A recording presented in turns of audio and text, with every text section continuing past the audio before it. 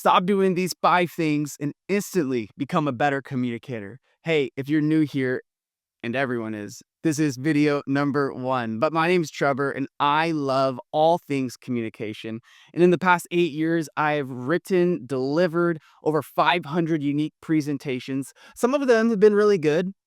Some of them probably have not been so good, but I wanted to give you 5 tips real quick to help you skip all of the bad ones and go right into the good with 5 public speaking no-nos. So don't do these if you want to be a good communicator. The first one being, don't announce your shortcomings to the audience. Now, I'm not saying don't be vulnerable. I'm not saying don't be authentic. I'm not saying be disingenuous or even fake it till you make it. In fact, those things actually endear you to the audience and help build a rapport if you're able to connect with them in that way. But what I'm not saying is don't get up on the stage and tell the audience how nervous you are. Or don't get up there and say, this is the first time I've ever done this. Don't get up there and say, hey, this is why you shouldn't listen to me. Because I've learned that oftentimes when people get up on the stage, the audience is just assuming that they belong up there. And here's something else that I learned, that as a communicator, the audience only knows what you tell them. If you have a script and you're going through your script and you lead out a whole section, no one's going to come up to you after and be like, hey, where was your second point? I noticed that you did that, and why didn't you say it? No, the audience only knows what you tell them. And so if you're nervous, awesome. Use it as fuel and motivation to stay focused and communicate your message. If this is the first time you've ever done it, awesome. It probably won't be the last. So learn some things and you'll have a great story to tell later. And so don't get up there and announce to the audience why it is that they shouldn't listen to you. Because, like I said, the audience only knows what you tell them, and use the time that you have to tell them something impactful. Next public speaking no is avoid the monotone monster. Think back for a moment to college or high school, or maybe a time where a boss, and whenever they just started talking, you just kind of wanted to zone out. I wonder if maybe it's because they talked with no vocal changes. Their tone was always the same. Their pace was always the same. It just really wasn't interesting or engaging to talk about. And usually it's a teacher or a professor who teaches something like really dense, like chemistry, or some topic where it's like super hard to understand by itself, and then they aren't engaging on top of that. But as a communicator, make sure that's not you. Make sure you're a person who's so engaging, not just with your motions or the stories that you tell or the content that you're sharing, but even something as small as your vocal tone and the variety in which you speak can actually be something that helps people engage on a greater level with what it is that you're trying to communicate. So don't be like the professor on Monsters University who talks about screen can design. If you don't get that reference, sorry. But avoid the monotone monster. The next thing, don't talk too fast. And you're probably like, Trevor, that's you, huh? Yeah, it's me.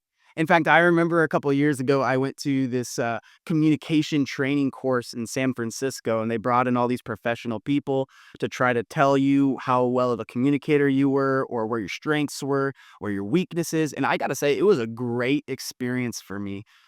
But I got one piece of feedback more than any other feedback. It was from the instructor, it was from the peers, it was everybody saying, Trevor, you talk really fast. And I think sometimes at some point I was like, yeah, it's because I'm so passionate. It's because I'm energetic. But if I'm being honest, it doesn't really matter why I think it's okay for me to speak a certain way. I can't expect my audience to engage with me if I'm doing something that's distracting to them. And so as a communicator, I have learned that I have to slow down. And then when I think that I'm slowing down, I should probably slow down even more. If you're new to speaking or seasoned in speaking, chances are you probably need to slow down. You probably need to talk at a slower pace so that people can track and follow along with what it is that you're trying to say. So don't be someone who thinks that speaking is a race. I'm guilty and I apologize. But I'm trying to get better. So don't talk too fast. But also, next thing is don't talk with just your mouth. I know we communicate with our words, we say things with our mouth, but we're communicating with our entire body. I've heard it said something that like, what is it? 15% of the things that we say are just the words that we say, but in fact, we're using our entire body, we're using our posture, we're using our hands, and we're using our eyes. Man, use your whole body to communicate what people need to hear from you. I don't know if you've ever experienced this, but sometimes I'll be talking to someone and they'll be talking to me like this. And they're like, Trevor, I'm going through this in my life, or would you help me out with this? Or things are happening, like all these things. It's just so awkward, really, to talk to someone who doesn't really make eye contact with you, isn't it? Like, it's like, "What's wrong? Excuse me, hello, like, look at me here." And with you as a speaker, whether you're on a stage, you need to make eye contact with as many people as you can in as many sections of the room as you can. If you're at coffee with someone, man, make sure that you are looking across the table, looking them in the eye, you're giving them the nods, and when you're speaking, you're giving them hands. You're probably not communicating in the same way on a stage versus a lunch meeting. You're not gonna be like that's what you do on stage, right? You're trying to be really animated to engage with as many people as possible, but not at Starbucks. That'd be weird. So know that the motions that you use, you should be as animated as the situation calls for. But always, always, always engage with people with your eyes because you just should. Because it's weird if you don't look people in the eye. Last thing, here's something I think that people might forget or gloss over, but know this, that you shouldn't prioritize information over connection. As a communicator, yes, we're trying to communicate ideas. Maybe you're a salesperson, you need to sell a product. But know this, that people will buy you before they buy whatever it is that you're selling. How do you do that? It's through connection. It's through looking them in the eye. It's through hearing what it is that they're saying, active listening. It's through telling stories.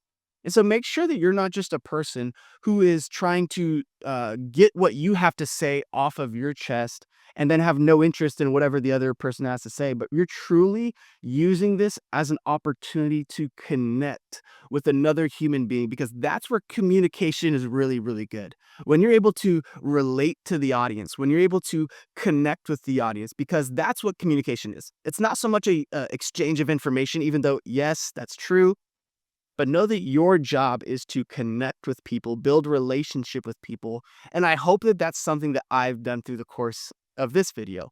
It's video number one, but I want you to know that you are a person who I believe can grow in your public speaking by avoiding just some no-nos. And so if you have any other ones that you can think of, any other public speaking no-nos that you've thought of or have seen or have experienced, I would invite you to drop them in the comments and I would love to connect with you through those. But other than that, thanks for watching video number one. We'll see you next time.